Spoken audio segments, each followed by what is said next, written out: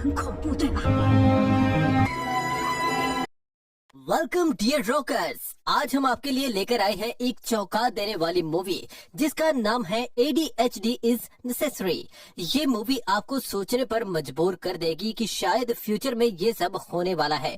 Future में सिर्फ top marks लाने वाले स्टूडेंट्स जिंदा रह सकेंगे और दूसरे स्टूडेंट्स को किसी हेल्थ डिसऑर्डर के नाम पर गवर्नमेंट खत्म कर देगा। टॉप स्टूडेंट्स की फैमिली को लग्जरी अपार्टमेंट्स दिए जाते हैं, पर अगर टॉपर रहने के बाद परफॉर्मेंस कम हो जाए तो उन्हें गंदी बस्ती यानी कि गंदी बस्ती में भेज दिया जाता है।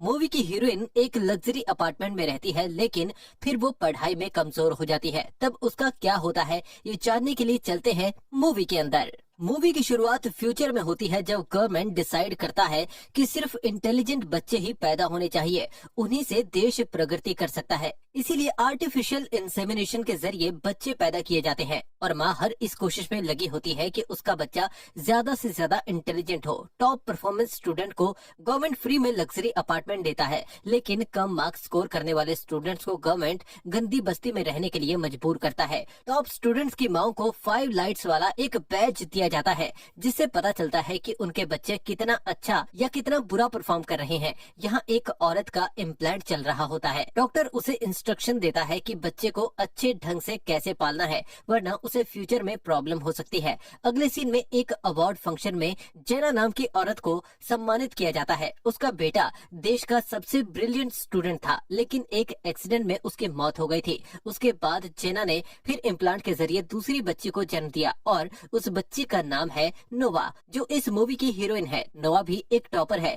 जेना ने अपने बेटे के बारे में एक बुक लिखा है और इसी बुक के लिए उसे अवार्ड दिया जा रहा है। एक औरत पूछती है कि आपके दोनों बच्चे टॉपर कैसे हुए, पर जेना चुप रहती है। तब होस्ट कहता है कि ये उनका पर्सनल मैटर है, इसीलिए वो जवाब नहीं देंगी। इससे पता चलता है कि जेना के बच्चे कोई रहस्य है। दूसरी ओर एक जगह पर कुछ स्टूडेंट्स सो रहे होते हैं। गवर्नमेंट ऑफिशियल्स डिस्कस करते हैं कि इन्हें खत्म कर देना चाहिए, क्योंकि इनसे इस देश का कोई फायदा नहीं होने वाला। तब रिवील होता है कि जो स्टूडेंट्स मार्क्स स्कोर नहीं कर पाते, उन्हें ट्रीटमेंट के नाम पर सीक्रेटली मार दिया जाता है। तब एक रिसर्चर आकर कहता है कि इन बच्चों की कोई गलती नहीं है, बल्कि इन्हें इंटेलिजेंट बनने के चक्कर में इनकी माँ ने इन्हें कई टैबलेट्स दिए थे, जिसकी वजह से इन्हें अटेंशन डिसऑर्डर हो गया है। धीरे धीरे ये ठीक हो जाएंगे, इसीलिए इन्हें मारना गलत है। तब सीनियर ऑफिसर कहता है कि गवर्नमेंट के खिलाफ बोलने के जुर्म में इस रिसर्चर को भी अरेस्ट कर लो। दूसरी ओर नोआ और उसकी माँ फंक्शन के बाद बाहर निकलती हैं, तो कई स्टूडेंट्स को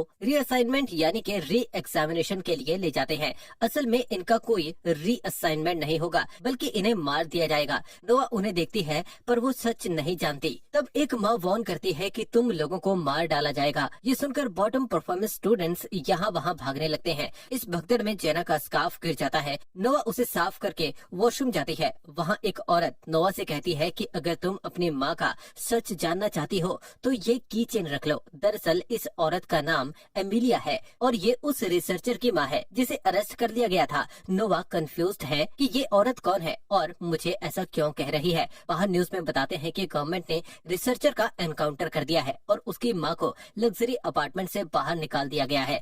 अब नोवा को शक होता है और वो असलियत का पता लगाने का फैसला कर लेती है, पर वो अपनी माँ को कीचेन के बारे में नहीं बताती। घर पर उसका ट्यूशन टीचर उसे एडवांस क्लोनिंग के बारे में सिखा रहा होता है। असल में नोवा अपने भाई की तरह उतनी इंटेलिजेंट नहीं है और न ही पढ़ाई में इंटरेस्टेड है। अपनी माँ के जिद की वजह से वो मजबूरन पढ़ाई कर रही है, लेकिन दिन पर दिन उसके मार्क्स कम होते जा रहे हैं। अगर ऐसा ही चलता रहा तो एक दिन इस अपार्टमेंट से निकालकर गंदी बस्ती में धकेल दिया जाएगा। टीचर भी उसकी माँ को वार्न कर देता है और तभी उसके बैच का एक लाइट ऑफ हो जाता है। अब वो परेशान है कि अगर सारे लाइट्स ऑफ हो गए तो उन्हें गंदी बस्ती में जाकर रहना पड़ेगा। टीचर उसे एडवाइस देता है कि कुछ भी करके नोवा को अच्छे मार्क्स लाने होंगे, वरना बहुत बुरा होगा। जेना नोवा को गंदी बस्ती ले जाती है ताकि वहाँ का माहौल देखकर वो घबराए और अच्छी तरह पढ़ाई करे। जेना को नोवा की चिंता नहीं है, वो सिर्फ अपना स्टेटस और इमेज बनाए रखना चाहती है। अगले दिन वे सुपरमार्केट के लिए निकलते हैं। जेना अपना बैच उतार देती है ताकि कोई उसकी परफॉर्मेंस पर सवाल न कर सके, लेकिन बैच का अलार्म बजने लगता है कि मुझे हमेशा पहन कर रखो।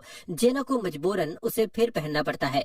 सुपरमार्केट में एक औरत बैच देखकर पूछती है कि आपकी बेटी तो टॉपर है ना, फिर एक लाइट ऑफ क्यों है। जेना शर्मिंदा हो जाती है लेकिन कोई बहाना करके बाहर चली जाती है। उसके अपार्टमेंट से एक फैमिली को धक्के देकर बाहर निकाल रहे होते हैं। दरअसल इस औरत के बैच के सारे लाइट्स ऑफ हो गए थे क्योंकि उसका बेटा लगातार फेल हो रहा था। अब जेना घबरा जाती है और घर आकर अपने टैब में नोवा को देखती है जो एग्जाम हॉल में है। वो ऐसे टुकुर टुकुर देख रही होती है जैसे उसे कुछ भी नहीं आता। जेना समझ जाती है कि उसे भी गंदी बस्ती में भेज दिया जाएगा। तभी उसके बैच का दूसरा लाइट भी ऑफ हो जाता है। अगले दिन नोवा अपनी क्लास में थोड़ा अजीब बिहेव करती है। वैसे तो वो शांत बैठी रहती है लेकिन आज वो क्लास के दौरान अपने पेन से आवाज करती रहती है। पीछे वाले लड़के का बुक उठाकर पंखा करती है और उसे डिस्टर्ब करती है। टीचर डांटती है तो वो कहती है कि आपकी क्लास बोरिंग है, मैं बाहर जा रही हूँ। जेना उसे हॉस्पिटल ले जाती है। डॉक्टर बताता है कि आपकी बेटी को ADHD नाम का डिसऑर्डर है जो एग्जाम स्ट्रेस की वजह से हुआ होगा। थोड़ी दिन में वो एग्जाम वगैरह ना दे तो अच्छा रहेगा। अगले दिन नोवा स्कूल में क्लीनिंग कर रही होती है तो पोछे का पानी टीचर पर छिड़क देती है। टीचर माफी मांगने को कहता है पर नोवा कहती है कि आपको देख के चलना चाहिए। टीचर और भी डांटता है तो वो बिल्डिंग से कूदने को भागती है। ये सब ADHD के सिम्टम्स हैं पर उसका क्लासमेट उसको बचा लेता है। अब घर पर दोनों एकदम नॉर्मल